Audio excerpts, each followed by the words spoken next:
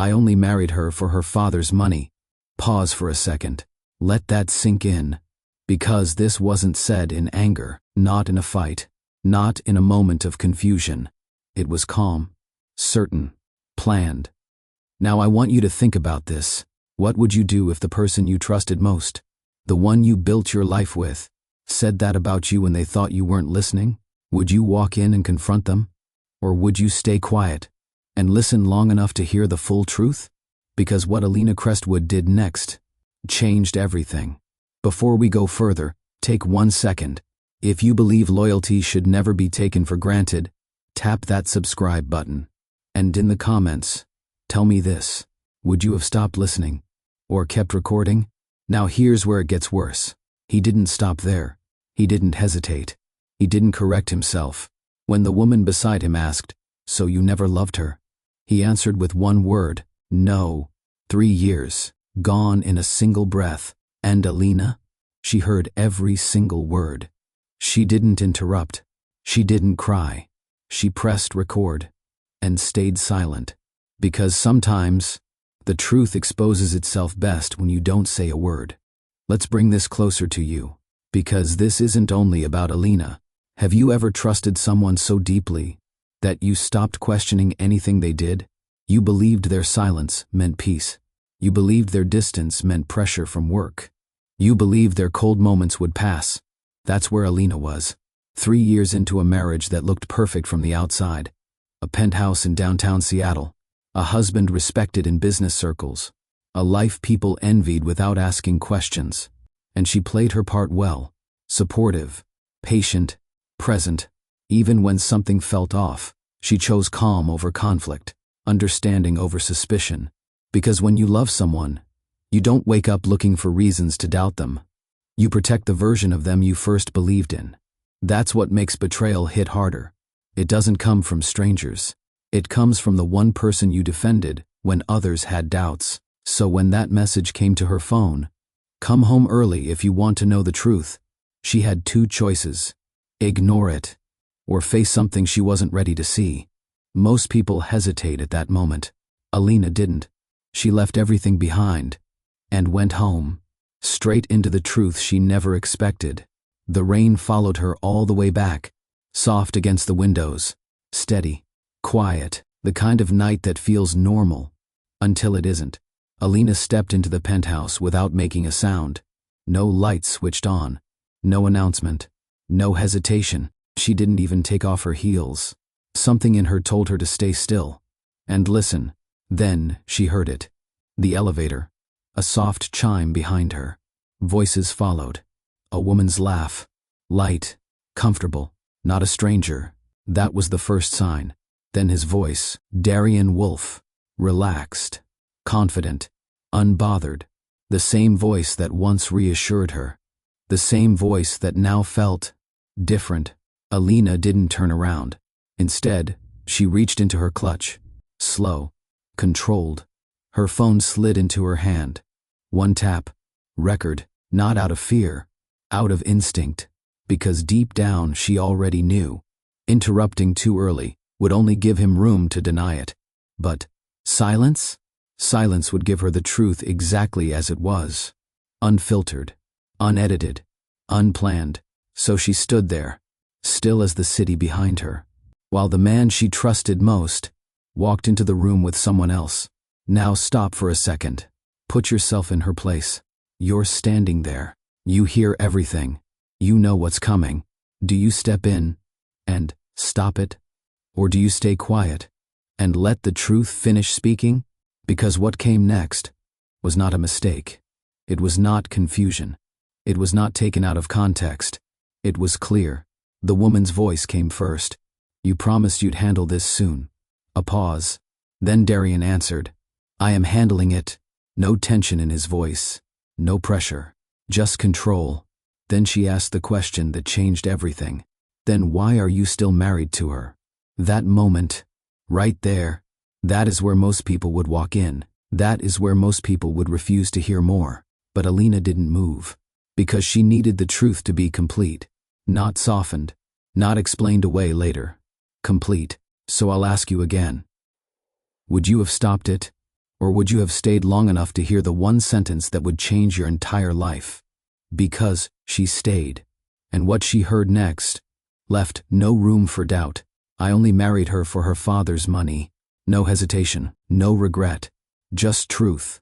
Clean. Direct. Final. Alina didn't move. Her fingers stayed steady around her phone. Her breathing didn't change.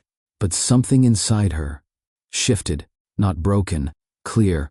The woman stepped closer to him. So you never loved her? A pause. Then, no. One word.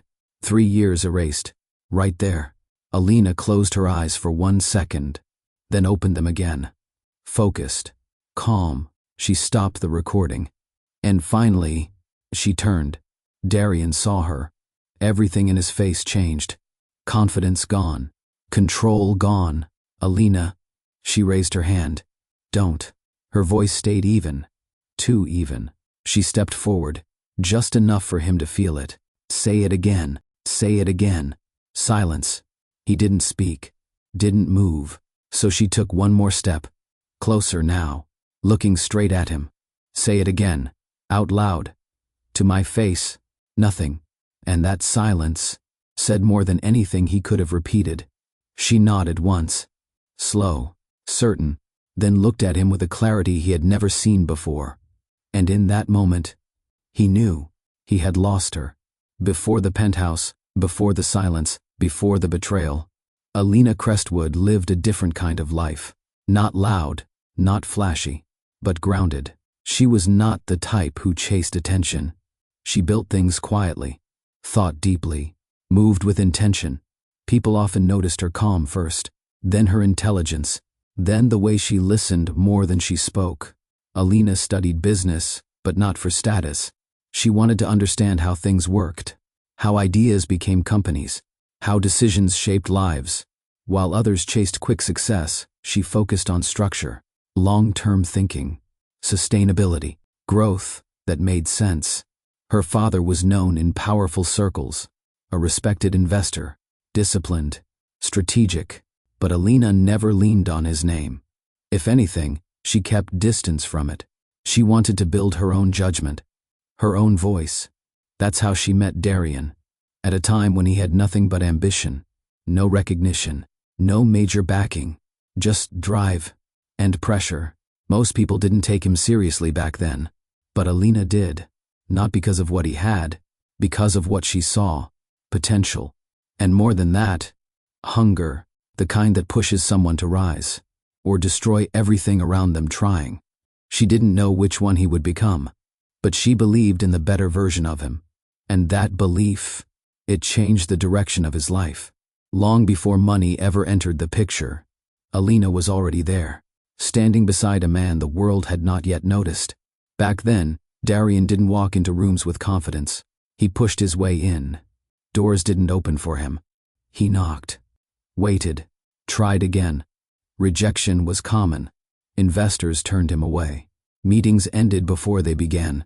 His ideas were strong, but his delivery was rough. Too aggressive, too impatient. That's where Alina stepped in, not as a partner in title, but in impact.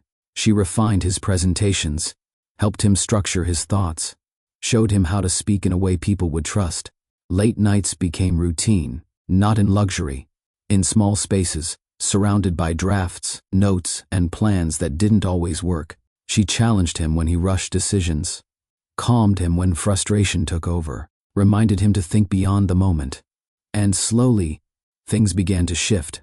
One meeting turned into two. Two turned into interest. Interest turned into opportunity.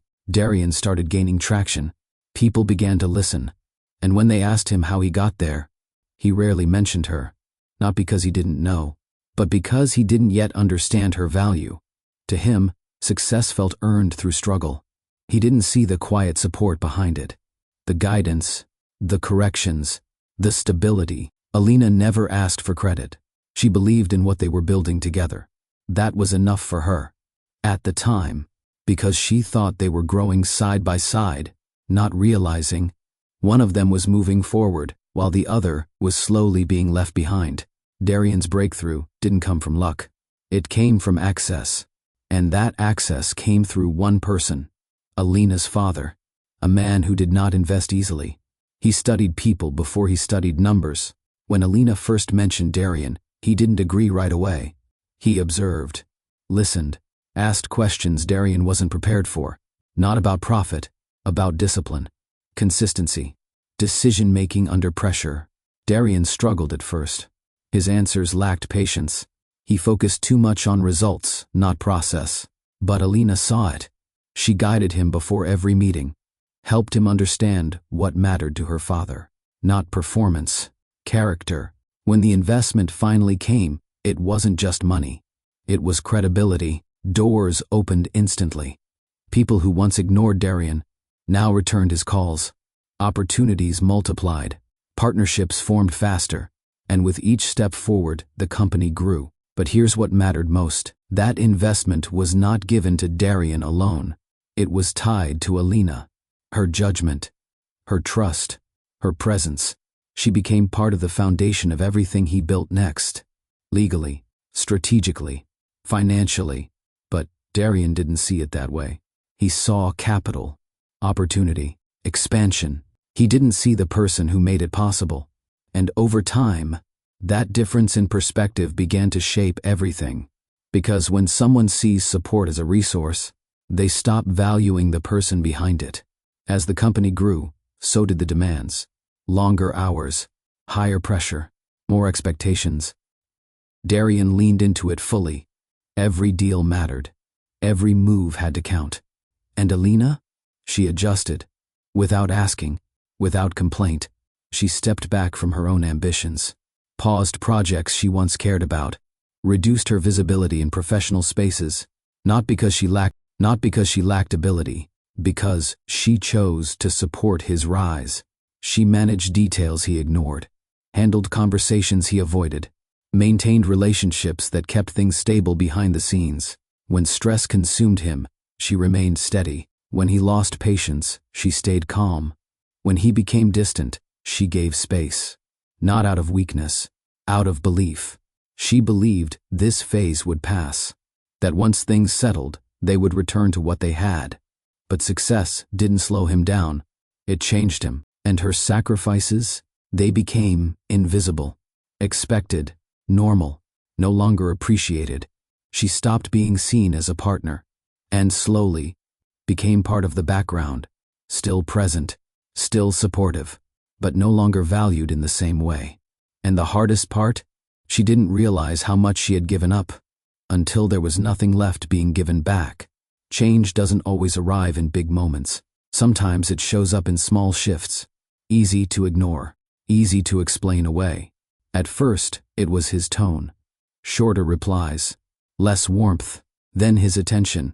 Conversations became brief, eyes always on his phone, mind somewhere else. Alina noticed, but she chose patience. She told herself he was under pressure, that success required focus, that things would balance out, but they didn't. He stopped asking about her day, stopped noticing the details he once cared about, the things she wore, the way she spoke, the effort she made. All of it faded from his awareness. Then came distance, late nights that stretched longer, business trips that felt unnecessary, calls taken in private. Still, no clear proof, just a feeling. And when feelings don't come with evidence, people often ignore them, because accepting them would mean facing something painful. So she stayed, hoping the man she believed in would return, hoping the version of him she supported still existed. But the truth? He hadn't changed overnight. He evolved into someone shaped by success, more calculated, more detached, more focused on gain than connection. And by the time Alina began to see it clearly, he was already far from the man she once knew, standing in the same space, but no longer standing with her. Before the tailored suits, before the private office, before people spoke his name with respect, Darian Wolf had nothing. No connections, no safety net, no one waiting to catch him if he failed. He grew up watching people with power make decisions that shaped everything around them. And early on, he made a decision of his own. He would never be at the bottom again. That mindset drove him harder than anything else. While others took breaks, he worked longer. While others hesitated, he pushed forward. Not because it was easy, because he refused to stay where he started. His early attempts failed more than once. Ideas rejected, plans dismissed, meetings that ended with polite smiles and no results. Each failure added something to him. Not patience, pressure. He learned to move faster, speak sharper, push harder. People often mistook his intensity for confidence. But it wasn't confidence, it was fear. Fear of going back to where he came from. That fear shaped his drive. It made him relentless. And when his first real opportunity came, he grabbed it without hesitation. That moment changed everything. From there, progress came in steps. Small wins, then bigger ones. Recognition followed, then influence, then power. And once he felt what it meant to be in control, he never wanted to let it go again. Because for Darian, success was not about comfort. It was about survival. And survival left no room for softness. As Darian climbed higher, one thing became clear. He didn't just want success. He wanted control. Control over outcomes. Control over people. Control over every situation he stepped into. Uncertainty made him uneasy. So he removed it wherever he could. Every decision had to pass through him. Every deal had to reflect his strategy. Every move had to serve a purpose. At first, this made him effective, focused, precise, difficult to challenge. People respected his results. But over time, that need for control grew stronger. He stopped delegating, stopped trusting input that didn't align with his thinking. Meetings became one-sided. Conversations turned into instructions. Even in his personal life, that pattern showed. Plans were made around his schedule. Discussions leaned toward his priorities. Not out of intention to hurt, but from a mindset that saw control as necessary. Because to him, control meant stability. And stability meant he would never lose everything again. But control comes with a cost. It limits connection. It reduces trust. It creates distance. Darian didn't notice it happening. Because from his perspective, everything was working. The company was growing. His influence was expanding. Results were strong. So he saw no reason to change. What he didn't see was how that same need for control was slowly pushing people away. Especially the one person who once stood closest to him. Darian didn't wake up one day and decide emotions had no value. He learned it. Through experience. Through loss. Through moments where feeling too much cost him something. Early on, he trusted people who didn't deliver, believed promises that didn't hold, gave chances that led to setbacks. Each time, the outcome felt the same, disappointment. So he adjusted. He stopped reacting emotionally, stopped investing in how things felt, and started focusing on what worked. Results, numbers, outcomes that could be measured. To him, emotions became a risk. Something that clouded judgment, something that slowed progress. So he removed them from his decision-making. In business, this made him sharper, more efficient, more direct. But outside of business, it created distance. He struggled to connect on a deeper level, struggled to respond to things that required empathy. When Alina showed care, he saw support, but not the depth behind it. When she expressed concern, he saw distraction, not understanding. Because in his mind, emotional conversations led nowhere. They didn't solve problems. They didn't close deals. So he avoided them. And over time, that belief settled deeper. If something didn't serve progress, it wasn't necessary. That included feelings. What he failed to realize was this: you can build success without emotion, but you cannot build lasting relationships without it. And by the time that truth became clear, he had already pushed it too far. At some point, Darian stopped seeing relationships as connections. He started seeing them as exchanges. Not all at once, gradually. In business, this approach worked. Every deal had value. Every partnership had terms. Every interaction had a goal. That mindset began to carry into everything else. People became roles, investors, partners, opportunities. Even conversations became calculated. What can this person offer? What outcome can this lead to? He didn't say it out loud, but it shaped how he moved. including his marriage. He respected Alina, but he also saw what came with her: access, support, influence through her family. At first, those things were secondary, but as the company grew, they became part of how he measured the relationship: value, contribution, impact. Without realizing it, he began to treat personal connections like structured deals. If something added to his growth, it stayed. If it didn't, it faded. That shift was subtle, hard to notice from the outside, but clear in his actions: less emotional presence, more focus on outcomes, and when feelings came into the conversation, he redirected back to logic, back to results. Because to him, that made sense. What he didn't understand was that not everything in life should be measured by gain. And by the time he crossed that line, he had already started losing something far more important. Darian didn't see himself as someone who used people. In his mind, he was simply doing what was necessary. He believed success required hard choices, decisions that others might avoid. And if those decisions benefited him, that was part of the process. He told himself that everyone gained something. Investors gained returns. Partners gained exposure. Employees gained opportunity. So if he positioned himself to benefit more, that was strategy, not manipulation. That same thinking applied to his personal life. He convinced himself that his marriage worked, that Alina had comfort, stability, a lifestyle many people wanted. So even if his intentions weren't fully genuine, the outcome still looked balanced. That's how he justified it. He focused on what was visible, not what was missing. He didn't consider the emotional cost, the trust placed in him, the belief Alina had in him from the beginning, because acknowledging that would force him to question his choices, and questioning those choices would slow him down. So he avoided it. He stayed focused on progress, on building, on expanding, on winning, until the moment everything stopped, until the moment his words, spoken without care, reflected exactly how he saw things. And for the first time, he had no way to explain it differently, because deep down, he knew it was true. Her name was Leora Vance. She didn't enter rooms quietly, not because she was loud, but because she understood presence. Every movement was intentional, every word placed carefully, every glance measured. Leora worked in high-level corporate consulting.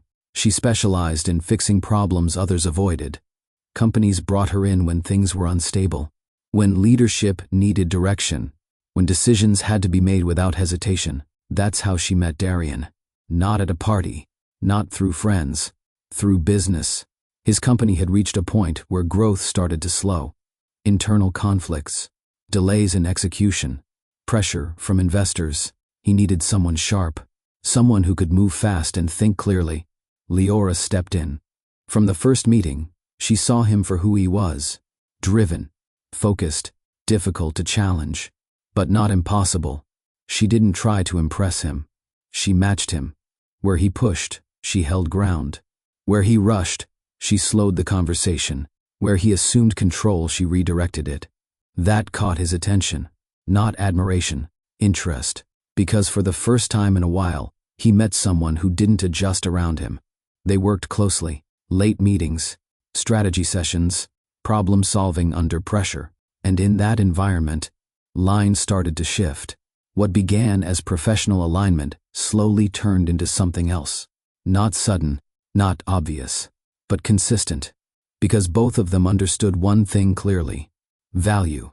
And they both saw something in each other that served their goals. Leora knew about Alina from the beginning, not through rumors, through Darian himself. He mentioned his wife in passing at first. Brief, casual, limited. She handles some external connections. She's tied to part of the early structure. That was how he framed it. Not as a partner in life, as part of the system. Leora noticed. She paid attention to what he said, and what he didn't say. There was no warmth in his tone when he spoke about Alina. No depth, no sense of attachment, just acknowledgement. That told her everything she needed to know. So she didn't ask questions. She observed. Over time, she saw the gaps, the distance between them, the lack of presence in how he spoke about his home life, and she made a decision. Alina was not a threat. Because, in Leora's mind, a strong relationship shows itself through attention, through priority, through presence. Darian showed none of that. So she moved without hesitation, not out of emotion, out of calculation. She stepped closer into his world. More meetings, more private conversations, more influence over decisions. She didn't hide what she was doing, but she didn't announce it either. Because to her, this wasn't about taking something. It was about stepping into a space that already felt empty. And if Alina was still there, then in Leora's mind, she wasn't holding it strongly enough. Leora didn't try to change Darian. She reinforced who he already was. That's what made her influence effective. She agreed with his logic, supported his decisions, validated his need for control. Where others questioned him, she aligned. Where others slowed him down, she pushed forward. That created trust, not emotional trust, strategic trust. He began to rely on her input more than he realized. Decisions that once required discussion became conversations with her alone. She understood how to position ideas. She didn't tell him what to do. She framed options in a way that led him to the conclusion she wanted. And Darian respected that, because it felt like control, not influence. Outside of work, the shift became clearer. He spent more time with her, longer conversations, more shared perspectives. She spoke his language: efficiency, growth, results. There was no need for emotional explanation, no pressure to connect on a deeper level. Everything stayed within the space he was comfortable in. That made things easier for him. And Leora knew it. She became part of his routine, part of his thinking process, part of his decisions, without ever asking for a defined role, because she didn't need a title. Influence was enough. And once she had that, everything else became a matter of time. Leora never saw herself as the second option. In her mind, she was the upgrade. Not emotionally, functionally. She believed relationships should align with purpose, with direction, with progress. And from her perspective, Alina no longer fit that structure. So she didn't question if things would change. She assumed they would. Her conversations with Darian became more direct, not demanding. Clear. You said you'd handle this soon. She didn't ask if he would leave Alina. She asked when. Because to her, the outcome was already decided. The only missing piece was timing. She saw the marriage as unfinished business, a step that served its purpose, now ready to be closed. And in that mindset, she positioned herself ahead, more present, more involved, more aligned with his current goals. She didn't push emotionally. She didn't compete openly. She replaced quietly, filling gaps, taking space, until her presence felt normal, expected. And when she asked him, "You'll be with me after, right?" It wasn't insecurity. It was confirmation, because in her mind, she had already stepped into that role. She believed she understood him better, supported him better, matched him better. What she didn't consider was this: not everything that looks like alignment is built on truth, and not everything that replaces something can hold the same value. But by the time that became clear, the damage had already been done. The room held its silence after she turned. No movement, no denial, no quick explanation to soften what had already been said. Darian stood there, caught between reaction and realization. Alina took a step forward, measured, controlled. Her eyes stayed on him, not searching, not questioning. Seeing. For the first time, she wasn't looking at the man she believed in. She was looking at the man he had shown himself to be. "You said it clearly," she began, her voice steady. "So let's not pretend there's confusion." Leora shifted slightly near the door, uncertain now. The confidence she carried earlier had faded. This was no longer a quiet conversation behind closed doors. This was exposure. Alina didn't look at her for long, just enough to acknowledge her presence. Then back to Darian. 3 years, she said. Was any of it real? He opened his mouth, paused. That pause answered more than any sentence could. Alina gave a small nod, not in acceptance, in understanding, the kind that closes doors. "You know what's interesting?" she continued. "I wasn't suspicious. I trusted you. No anger, No raised voice. That made it heavier, because nothing in her tone asked for repair. It reflected clarity. Every word he had spoken minutes ago, replayed in her mind. Not distorted, not softened, exact. And that exactness left no space for interpretation. The truth had already done its work. Now all that remained was what she chose to do with it. Darian stepped forward, trying to reassemble the authority he had lost. "Alina, listen," he said, lowering his tone. "This isn't what you think." She didn't respond. That unsettled him more than anger would have. "I was speaking out of context," he continued. "It was a conversation. It didn't mean—" "It meant exactly what you said," she cut in. He stopped. For a moment, his usual confidence hesitated. Then he shifted. Back to what he knew best. Control. "You're reacting emotionally," he said. "Let's be rational about this." The words landed wrong, because rational was the one thing she had been all night. "You said you married me for money," she replied.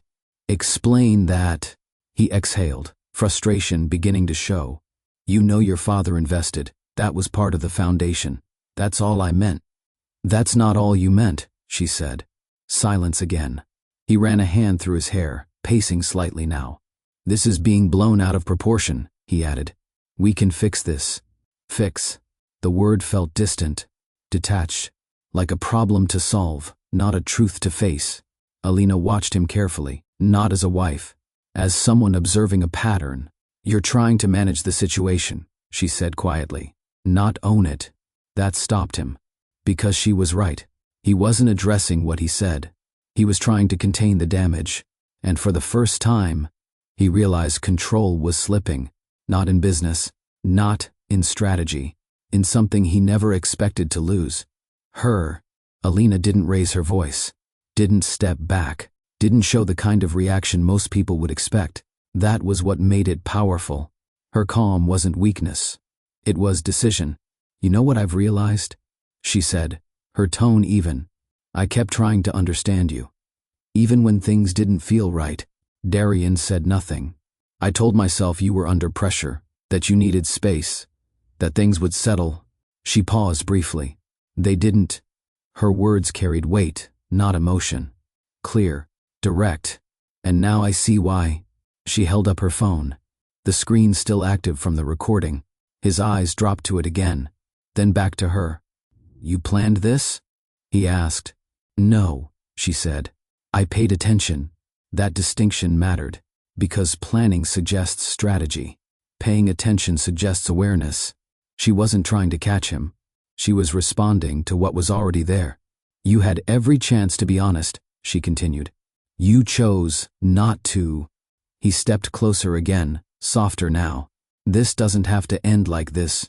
She looked at him, truly looked. Not with hope, not with attachment, with clarity. "It already did," she replied. That was the difference. He was still thinking about outcomes. She had already reached a conclusion. And once she reached it, there was no need for noise, no need for argument, just action. The balance between them changed in that moment. Not gradually, completely. Darian, who once led every conversation, now searched for footing. Alina, who once adjusted to maintain peace, now stood firm. "You're making a mistake," he said, his voice tightening. "You're reacting too quickly." She didn't respond to the warning. Instead, she walked past him, slow, controlled, toward the table behind him. That movement alone shifted the energy in the room, because it showed something clearly. She was not staying in his frame anymore.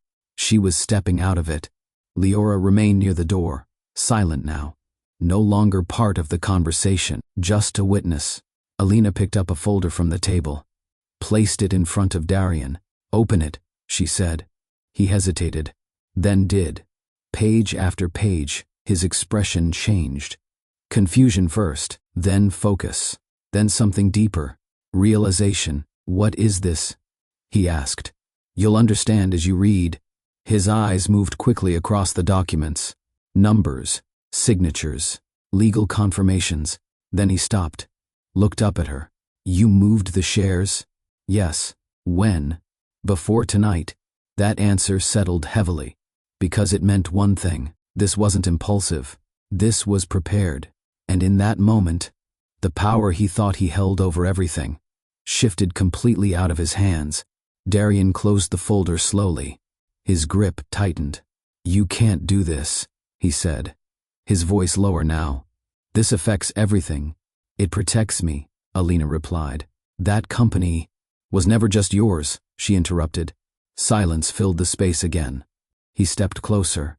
Urgency replacing control. "You'll collapse the structure we built." She held his gaze. "You built it on something you didn't value." That landed, because it pointed to more than business. It pointed to everything. "The investment tied to my family," she continued, "has been withdrawn. Legally. Completely." He shook his head slightly, trying to process it, trying to find a way around it. "There has to be a way to reverse this," he said. "There isn't. Simple. Final." She lifted her phone again.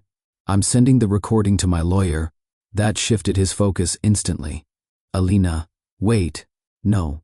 No hesitation. No reconsideration. You don't need to do that," he said quickly. "We can resolve this privately." She looked at him, steady. "You wanted a deal," she said. "You treated this like one." A brief pause. Then her final words. "You wanted a transaction." Another step back. Distance now clear. "This is me closing it." And with that, everything he built, controlled, and depended on began to fall out of his reach. The reaction started quietly. No public statements, no sudden announcements, just small changes that only someone paying close attention would notice. Calls that once came in quickly slowed down. Emails that demanded urgency shifted in tone. Meetings that were easy to schedule became delayed. At first, Darian told himself it was temporary. Markets adjust. People hesitate. Decisions take time. But this felt different, because the hesitation wasn't random. It was targeted. One investor postponed a funding round. Another requested a full review of the company's financial structure. A third asked direct questions about internal stability, questions that had never been asked before. The shift became clearer during a scheduled meeting with a major backer. They didn't talk about expansion. They talked about risk. "Your capital structure has changed," the investor said. "We need clarity on how that affects long-term growth." Darian kept his composure, gave precise answers, outlined projections, reinforced confidence. But the response he received wasn't the one he expected. "We'll reassess after further review." Reassess. That word stayed with him, because it meant one thing: doubt, and doubt spreads quickly in business. Within days, other investors began to pull back slightly, not fully withdrawing, but stepping away just enough to protect themselves. That was the first real signal. This wasn't a minor disruption. This was the beginning of something larger. Because once confidence breaks at the top, everything below it begins to shift. And Darian could feel it. For the first time in years, people were no longer fully certain about him. Inside the company, the atmosphere changed faster. Executives noticed it first. Numbers that once moved steadily began to slow. Approvals that used to take hours stretched into days. Uncertainty entered conversations, not openly, but in tone. Meetings became longer. Voices more cautious, decisions less direct. No one said it clearly, but everyone felt it. Something was off. The leadership team began asking questions. Are we still moving forward with the expansion? Do we need to adjust projections? What's our position with current investors? Darian answered each one. Confident, controlled, but confidence alone wasn't enough anymore, because the foundation behind it had shifted. Departments started reacting. Finance tightened spending. Operations slowed implementation. Partnership discussions stalled. Even employees who had no direct access to high-level decisions sensed the change. Workspaces that once felt driven now felt tense. Conversations lowered when certain names were mentioned. Speculation grew, and where there is speculation, clarity disappears. One senior manager approached Darian privately. "We need a clear direction," he said. "The team is starting to question where things are heading." Darian dismissed it at first. "Tighten communication," he replied. "Stay focused." But the issue wasn't communication, it was confidence, and confidence cannot be forced. It has to be believed. As the days passed, that belief weakened, not because the company had no potential, but because the stability behind it had been shaken. And once internal trust begins to slip, it becomes harder to hold everything together. Darian was used to control, used to walking into a room and setting direction, used to speaking once and seeing execution follow. That began to change. At first, it was subtle. Suggestions from others started carrying more weight. Questions became more frequent, not challenging him directly, but no longer accepting everything without pause. Then came hesitation. Decisions that once moved immediately slowed. Team members started asking for second opinions, consulting others before acting. That shift was small on the surface, but significant underneath. Because authority isn't only about position, it's about trust. And that trust was no longer absolute. During one executive meeting, Darian laid out a recovery plan. Clear steps, strong projections, direct execution. He expected alignment. Instead, he got silence. Then one voice spoke. Should we consider alternative strategies? Another followed. Do we have full assurance the current structure can support this? More voices joined, measured, careful, but present. For the first time, he wasn't leading the room. He was defending his position in it. That was new, unfamiliar, and uncomfortable, because it meant something had shifted beyond numbers. It meant people were no longer fully convinced that he had everything under control. Even his closest executives began to adjust their tone, more cautious, more independent, less reliant on his direction. And as that shift deepened, Darian realized something he had not faced before. Authority can be built over time, but once it starts to weaken, it doesn't take long to lose. At first, Darian tried to manage the situation. He extended meetings, reviewed numbers repeatedly, pushed for faster execution. But the more he tried to tighten control, the more resistance he felt. Not direct resistance, but hesitation, delays, caution, distance.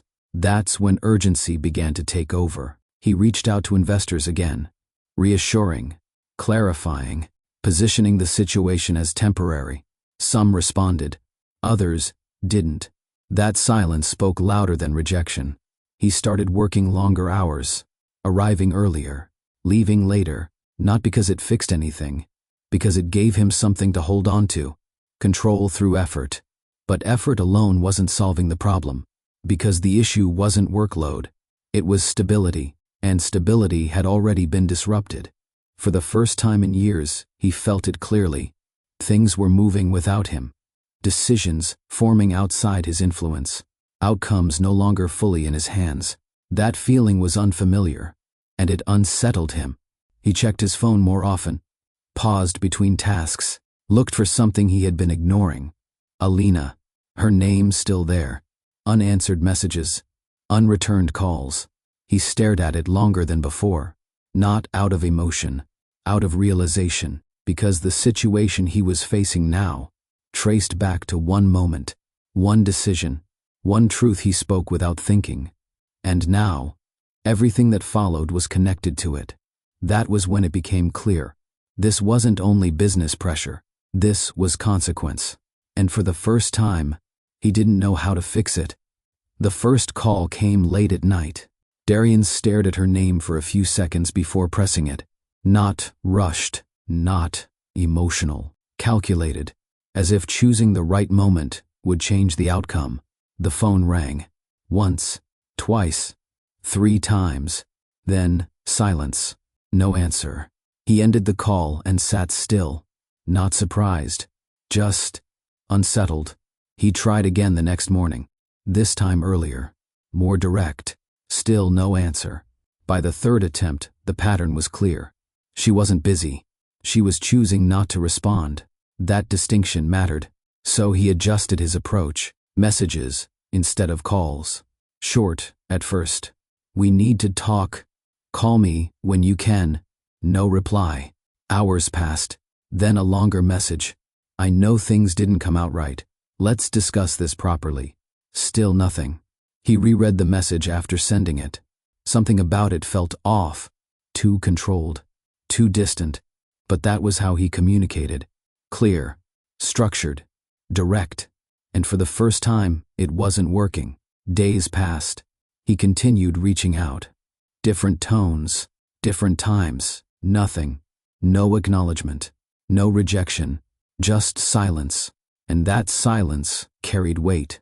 Because in business, silence leaves room for negotiation. But here, it meant something else. Finality. He began to understand it slowly. This wasn't a pause. This was distance. Chosen. Intentional. And for the first time, he had no way to close that gap. The silence didn't break. Not after a day. Not after several. Each attempt he made seemed to disappear into nothing. No message read receipts. No missed call notifications returned. It was as if he was speaking into empty space. That absence became harder to ignore with time. He checked his phone more often than usual, not out of habit, out of expectation, waiting for anything, even a single word. But nothing came.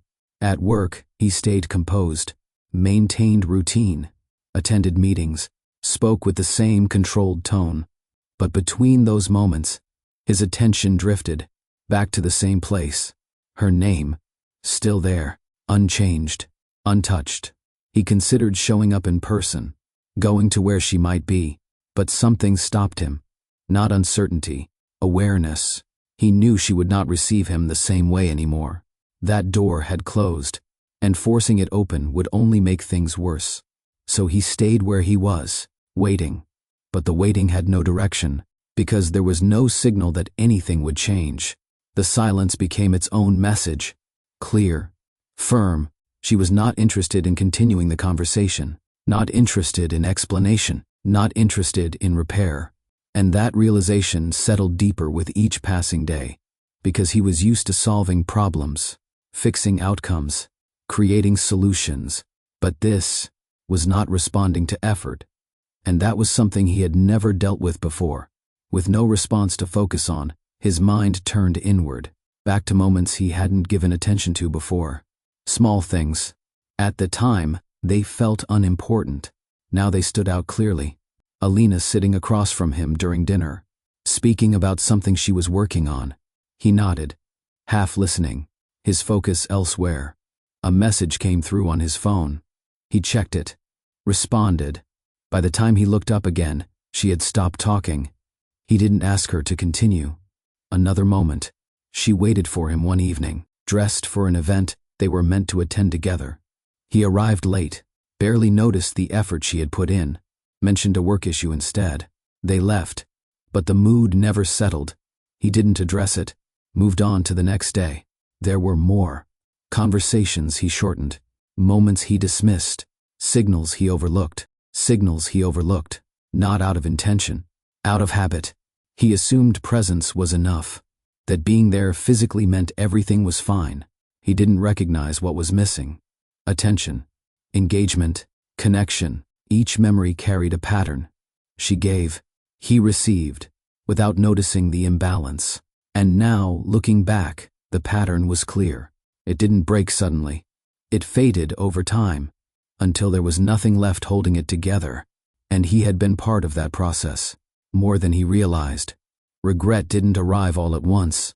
It built slowly, through repetition, through silence, through the space where response should have been. At first he focused on the situation, the business impact, the structural changes, the consequences he could measure. But over time, that focus shifted, not to numbers, to moments, what he said, what he didn't say, what he ignored. The clarity became uncomfortable, because it removed his usual defense, logic. There was no logical way to justify what had happened, no structured explanation that could change it, only recognition. He sat in his office one evening, long after everyone had left. The city outside still active, but inside, still.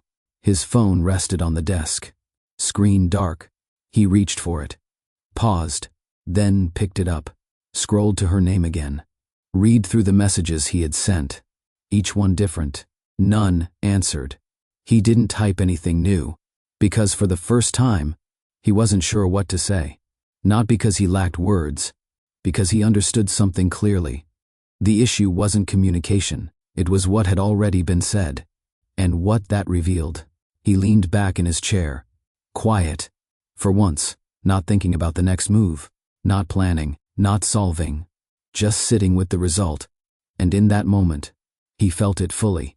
Not pressure, not frustration, loss, and the realization that came with it. Some things, once broken, do not return to what they were. Alina did not leave in anger. She left with clarity. The night she walked out of the penthouse, she didn't look back. No hesitation, no second thoughts. Just a quiet decision that marked the end of one chapter. The next morning did not feel dramatic. No sudden relief, no emotional release, just stillness. She moved into a temporary apartment across the city. Smaller, simpler, but hers. For the first time in years, every decision in that space belonged to her. What to keep, what to remove, what to rebuild. She unpacked slowly, not rushing the process. Each item placed with intention, not because of habit, because she was choosing again. Her routine changed. No more adjusting to someone else's schedule. No more waiting for conversations that never came. Mornings became quiet, intentional. She started her day without distraction. Reading, writing, thinking, not about what she lost, about what remained. And there was more left than she expected. Her mind was clear, her focus intact, her strength still present. People around her expected a breakdown, a reaction, a visible struggle. They didn't get it, because Alina wasn't trying to prove anything. She wasn't performing pain. She was processing truth. And once that truth settled, there was only one direction to move. Forward, not rushed, not forced, but certain. The idea came quietly, not during a meeting, not through pressure. Through reflection, Alina reviewed everything she had been part of. The company she helped shape, the systems she supported, the decisions she influenced. And for the first time, she asked herself a direct question. What would this look like if it were fully mine? That question stayed with her, not as doubt, as direction. She began outlining a new venture. Focused, structured, independent, no hidden ties, no shared control. Every element built on her terms. She didn't rush into it. She studied the market again, reviewed gaps others ignored, areas where clarity was missing, where leadership lacked balance.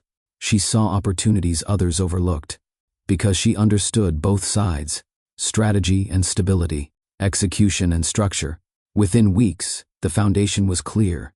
She reached out to contacts, not through her father, through her own network, people who respected her thinking, her discipline, her consistency. The response was immediate, not because of her last name, because of her track record. Meetings were scheduled, discussions moved forward. This time, she led them. Calm, direct, confident, no need to prove anything, because she knew what she was building. And more importantly, why. This wasn't about replacing what she lost. It was about creating something that reflected her fully, without compromise, without limitation, without anyone standing in front of her path. As the work progressed, something else shifted. Not around her, within her. For years, Alina had been part of something shared. A relationship, a structure, a life built around two people. Now she stood alone in her decisions. And that space revealed something important. Who she was without attachment. She began revisiting things she once set aside. Interests. She paused. Ideas she never pursued. Not because she lacked time, because she chose to prioritize something else. Now, those choices changed. She attended events she once declined, not for networking, for exposure, to learn, to observe, to reconnect with environments she valued. She spent time with people who saw her clearly, not as someone connected to Darian, as herself. Conversations felt different, more balanced, more present. She spoke more, not to fill space, because her voice mattered again. Even in quiet moments, she felt the difference. No pressure to adjust, no need to explain. Just presence. That alone changed how she moved, how she thought, how she responded to situations. She wasn't rebuilding from loss. She was returning to alignment, the version of herself that existed before compromise, before adjustment, before she made space for someone who no longer valued it. And as that connection strengthened, so did her confidence. Not the kind that seeks validation, the kind that stands without it. Alina never sought revenge. Not once. She didn't expose him publicly, didn't involve unnecessary conflict. Even with everything she knew, everything she could have done, she chose restraint. Not out of weakness, out of control. She understood something clearly. Revenge keeps you tied to what hurt you, and she had no intention of staying connected to that. Instead, she focused on closure. Legal processes were handled through her lawyer. Clean, direct, efficient, no emotional interference, no back and forth, just decisions that protected her position. Outside of that, she created distance. No checking updates, no revisiting old conversations, no reopening doors that were already closed. That space allowed something important to happen. Healing. Not loud, not visible, but steady. She allowed herself to feel the truth of what happened, without denying it, without amplifying it. She acknowledged the disappointment, the misplaced trust, the time invested, and then she let it settle. Not rushed, not forced, because healing doesn't come from distraction. It comes from acceptance. And once she accepted it fully, the weight began to lift. Not completely, but enough. Enough for her to move forward without carrying it. Enough for her to build without looking back. Enough for her to stand in a place where her value was no longer questioned by anyone, including herself. The penthouse stayed the same. Same view, same glass walls, same quiet city stretching beneath it. But everything inside felt different. Darian walked through the space slowly one evening, his steps measured, his expression unreadable. No music, no conversation, no presence, just silence. He stopped near the window where Alina once stood. The same spot, the same view. But without her, it felt unfamiliar. Not because the space changed, because the meaning behind it had. He noticed the details now, things he never paid attention to before. The way she arranged the room, the small choices that made the space feel balanced. Even the absence of those details felt clear. He moved to the dining area, paused. Memories surfaced. Conversations he barely engaged in, moments she tried to create connection. He sat down briefly, then stood again, restless. There was nothing to distract him here, no noise to fill the gap, no activity to avoid what was present, just time and space. He checked his phone again. Still nothing. Her name remained unchanged. No response. That silence followed him through the room, through every step, through every moment. And for the first time, he wasn't trying to fix it. He was noticing it, fully. What life looked like without her wasn't dramatic. It was empty in a way that couldn't be replaced. Because it wasn't about losing a person. It was about losing what that person brought into his life. And that difference was beginning to settle in. At work, everything still appeared intact. The office remained structured. Meetings continued. Decisions were still made. From the outside, it looked stable. But inside, the experience had changed. Darian sat at the head of the table during a meeting. Executives presented updates. Charts displayed progress. Numbers reflected movement. He listened, responded when necessary, maintained control in tone. But something felt missing. The drive that once pushed him forward felt different, less sharp, less certain. He noticed it in small ways. Conversations felt repetitive. Achievements felt expected. Even progress didn't carry the same weight. He reached targets he once worked toward, closed deals that would have mattered before, but the reaction stayed flat. No satisfaction, no sense of completion, just continuation. The routine remained, but the meaning behind it shifted. He realized something he hadn't considered before. Success had always been tied to forward movement, growth, expansion, control. But now that he had those things, the absence became clearer. Because success without something to ground it, feels incomplete. He thought back to earlier stages of his life, when progress felt earned, when each step forward carried impact. Alina had been part of those moments, not in the spotlight, but present. Now, those moments were gone, replaced with structure, output, continuation, and for the first time, he understood something he never valued before. Success alone doesn't create fulfillment, and without that, everything starts to feel hollow. The decline didn't happen all at once. It came in stages, small disruptions at first, then visible shifts. The first signs appeared in delayed decisions. Projects that once moved quickly now slowed. Approvals required more discussion, more review, more caution. Then came the financial pressure. Investment timelines stretched. Funding cycles tightened. Some partners reduced involvement. Others stepped back entirely. Darian pushed harder, reinforced direction, adjusted projections, pushed teams to maintain pace. But effort alone wasn't enough, because the issue wasn't execution. It was stability, and stability had already been affected.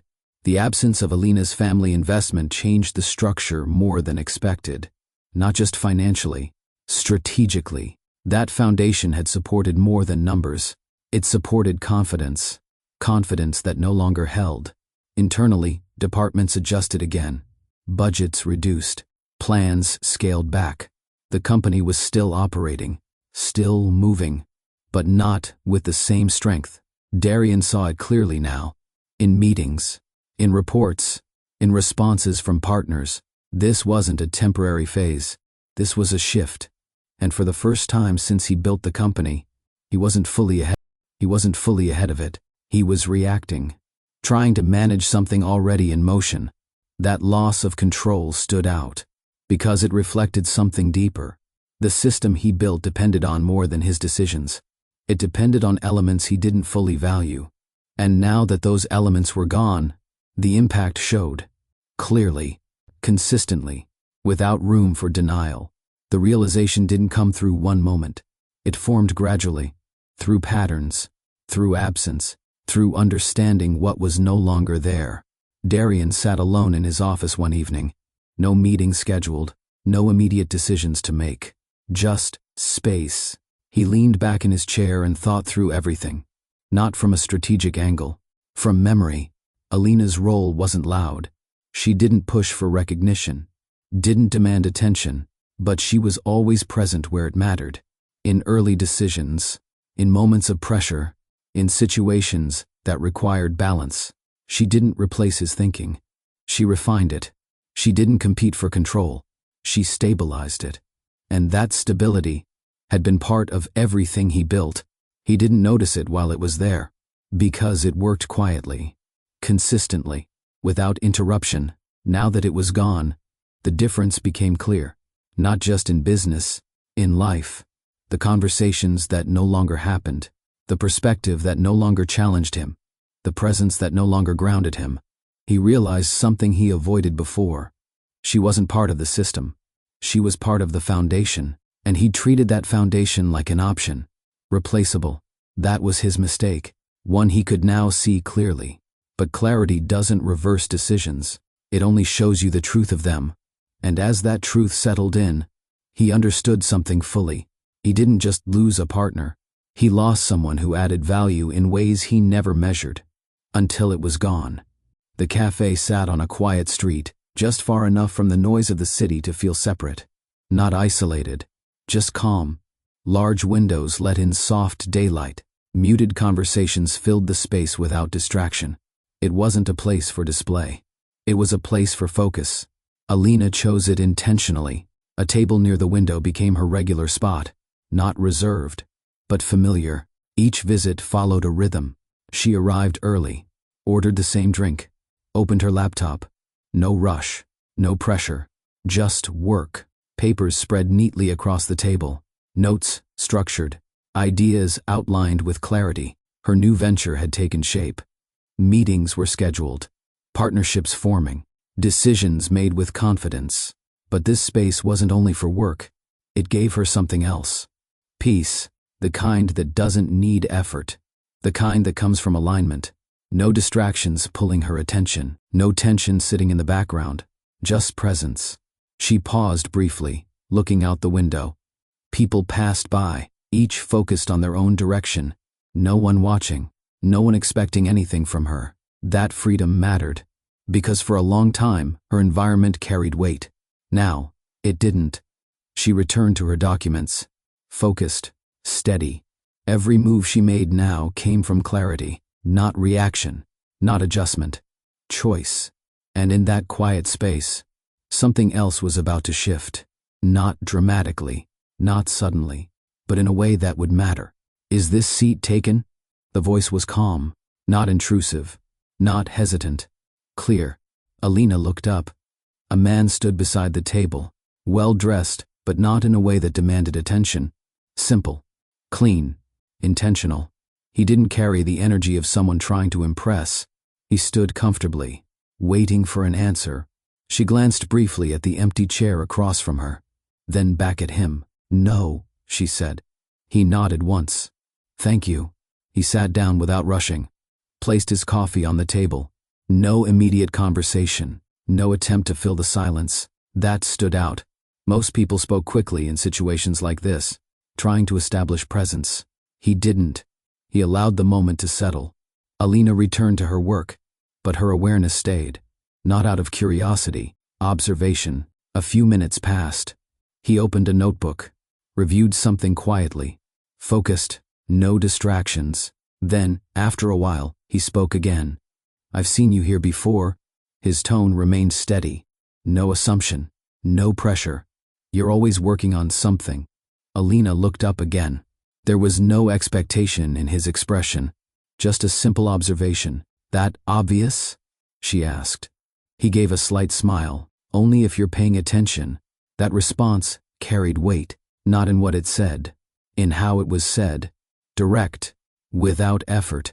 And for the first time in a while, a conversation began without tension attached to it. The conversation unfolded naturally. No rush, no forced direction. He introduced himself as Elias Ward. His work aligned with strategy and development, but he didn't lead with titles. He spoke in a way that focused on ideas, on thinking, on perspective. Alina noticed it quickly. He listened fully before responding, didn't interrupt, didn't redirect the conversation back to himself. When she spoke about her work, he asked questions, not surface level, focused ones. What made you approach it that way? What gap are you solving? Questions that showed engagement, not performance. There was no need to prove anything in the conversation, no need to impress. That created space. Space for clarity, space for honesty. Even the pauses felt natural, not awkward, just part of the exchange. When he spoke, his tone remained steady. No need to dominate, no need to control the direction. That difference stood out, because Alina had experienced the opposite. Conversations shaped by outcome, driven by agenda. This felt different, balanced. He respected her time, didn't push for more interaction than necessary.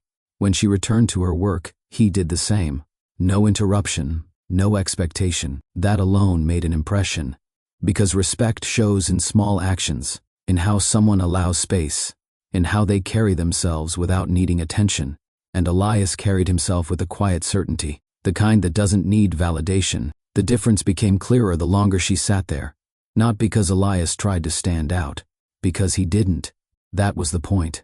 Darian filled spaces with control, with direction, with an expectation that everything aligned with his pace. Elias didn't. He adjusted without losing presence. He engaged without taking over. That balance created something Alina had not felt in a long time. Ease. No pressure to respond in a certain way. No need to explain herself beyond what she chose to share. Even his silence felt different. Not distant. Present. He didn't check his phone constantly. Didn't shift attention mid-conversation. When he was there, fully. That alone separated him from what she had known before. Darian valued outcomes. Elias valued understanding. Darian controlled conversations. Elias allowed them to develop. Darian moved with urgency. Elias moved with intention. These differences weren't exaggerated. They were subtle, but clear. And subtle differences often matter more, because they show in everyday moments, not just in significant events. Alina didn't compare them directly. She didn't need to. The contrast existed on its own, in behavior, in tone, in presence. And for the first time in a long while, she experienced something simple, a connection that didn't feel like effort. Just conversation, just presence, just a moment that didn't require her to adjust who she was. And that alone felt like something new. Darian did not plan the moment, but he chose it. He stood across the street from the cafe, watching through the glass. Alina sat at her usual table, focused, composed, present. Nothing about her suggested hesitation. Nothing about her suggested she was waiting. That alone told him everything. Still, he crossed the street. Each step felt heavier than expected.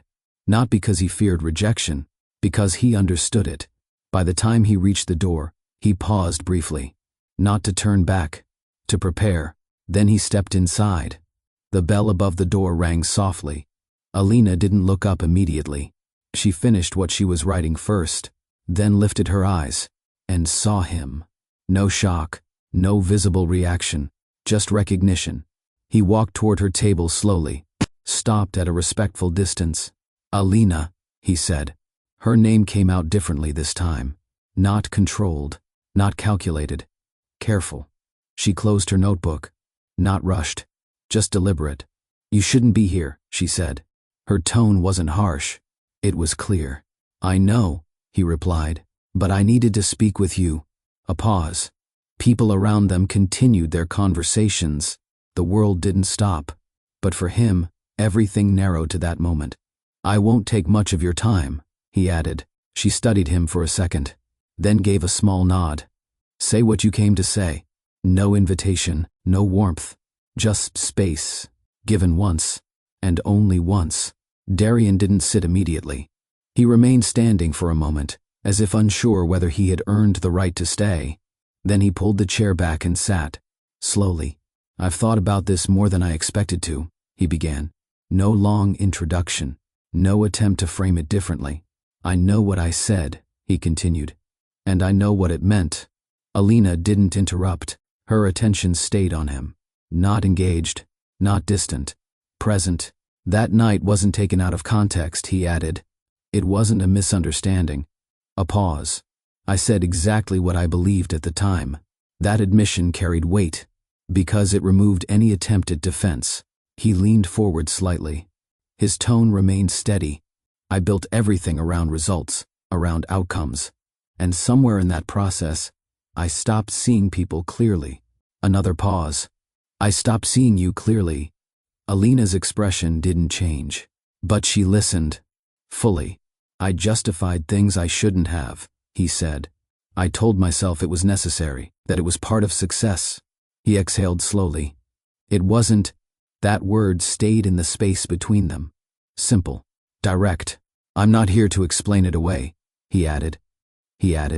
"I'm here because I understand what I did. No performance, no pressure, just acknowledgement." And, for the first time, he wasn't trying to control the outcome. He was stating the truth as it was. Alina let a few seconds pass before speaking, not because she needed time to respond, because she chose her response carefully. "I'm glad you understand it now," she said. Her tone stayed even. No tension, no softness, just clarity. Darian nodded slightly. "That doesn't change anything," she continued. That landed without resistance. He expected it. "I know," he replied. Silence followed again. Not uncomfortable, just final. "You said you stopped seeing people clearly," she added. "That includes yourself." He looked at her. She wasn't speaking to hurt him. She was stating what she had already processed. "You didn't become that person overnight," she continued. "It was a series of choices." Her words were steady, measured. "You chose control over connection. You chose outcomes over people. No emotion attached. Just truth. And eventually, you chose to treat me like something that could be replaced." That sentence stayed between them, clear, unavoidable. Darian didn't respond immediately, because there was nothing to correct. She wasn't asking for a different version of events. She was stating what happened, and she had already accepted it. "I'm not angry," she added. That shifted something. Anger would mean I'm still holding on to something. She paused briefly. "I'm not." That was the difference. She wasn't rejecting him from emotion. She had already moved beyond it. Darian sat there, listening, not interrupting, not searching for a way to shift the moment, because he understood something now. This wasn't a conversation about repair. It was closure. Alina reached for her notebook again, but didn't open it. Her hand rested on it briefly. Then she looked at him. "You're not a bad person," she said. That surprised him. "But you became someone I can't build a life with." Her voice stayed calm. No hesitation. "That difference matters." He nodded slowly. "Because it did. I spent years adjusting," she continued, "trying to understand where things were going." She held his gaze. "I don't need to do that anymore." That was the shift. Clear. Complete. He leaned back slightly, absorbing it. "I wish I had realized it earlier," he said. She gave a small nod. "So do I." A pause. Then she added the one thing that stayed with him. "You didn't lose me that night." Her voice didn't change. "You lost me long before that." Silence followed. Not empty. Final. She stood up, collected her things. No rush. No hesitation. Darian remained seated, watching, not trying to stop her. Because this time, he knew better. She wasn't walking away in reaction. She was moving forward in decision.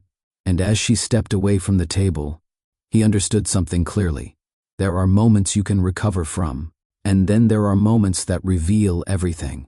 This was the second kind, and there was no way back from it. What happened between Alina and Darian wasn't only about betrayal. It was about how love was defined.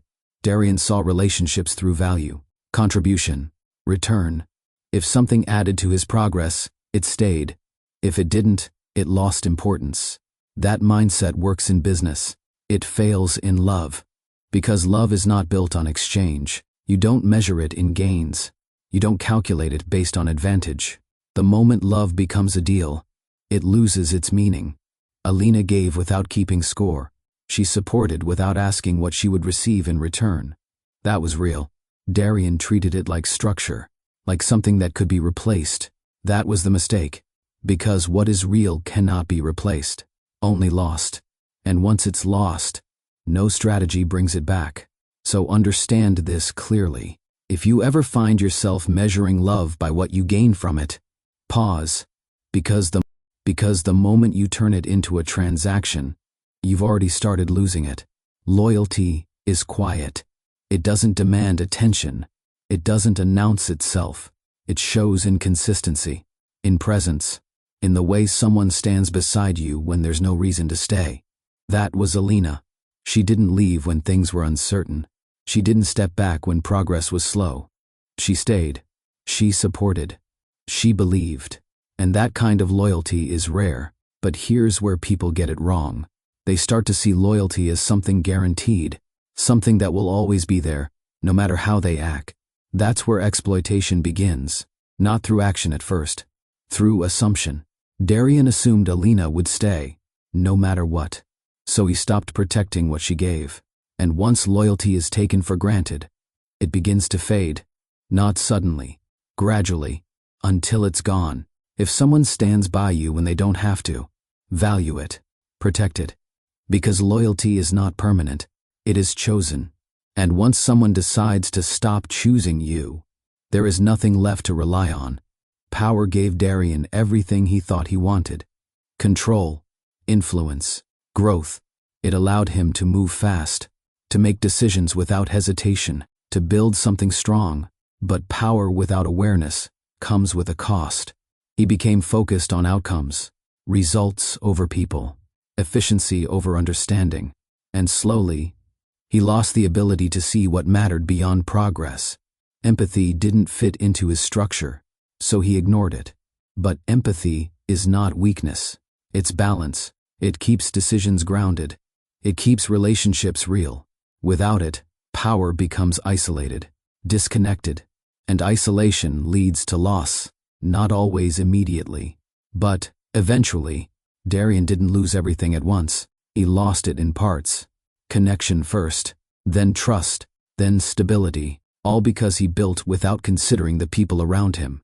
So remember this: power can build success, but without empathy, it cannot sustain anything meaningful. And when that realization comes late, the cost is always higher. Alina didn't leave because she lacked patience. She left because she understood her worth. There's a difference. She gave time. She gave support. She gave belief. But once she saw the truth clearly, she chose herself, not out of pride, out of clarity. And that decision changed everything. She moved forward with peace, not because everything was perfect, because she was aligned. Her work grew. Her confidence stayed steady. Her life became her own again. No adjustment, no compromise, just direction. Across the city, Darian remained where he built everything. Same office, same structure, but now he understood what it cost. Not through loss of money, through loss of meaning. And that stayed with him. So now I'll ask you directly. If you were in Alina's position, would you have stayed? Or would you have walked away the moment the truth became clear? If this story made you think, take 1 second, like the video, drop your answer in the comments, and subscribe for more stories like this. Thank you for listening, and thank you for choosing stories that ask more of you. The next story will be waiting.